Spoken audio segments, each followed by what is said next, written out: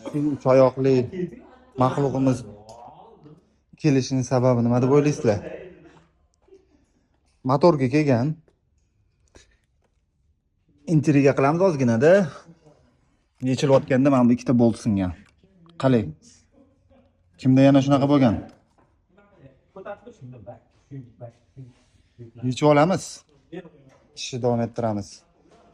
Qaysi ustida shunaqa narsa bo'lgan bo'lsa yozib ketsin. Ko'pchilikda bo'ladi. Shu narsa bizda ham bo'lib qoldi.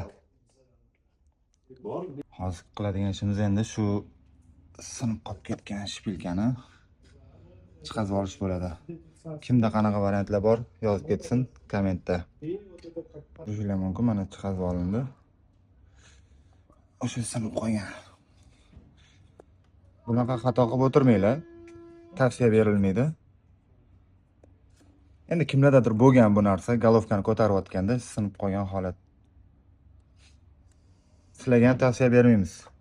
Qotirayotganda qattiqroq tortib olganini hisobiga hamda u endi bu ancha payt yotganini hisobiga. Kuzatishda davom etinglar. Like, komment, podpiska, repost, xullas hammasi balobattarlar.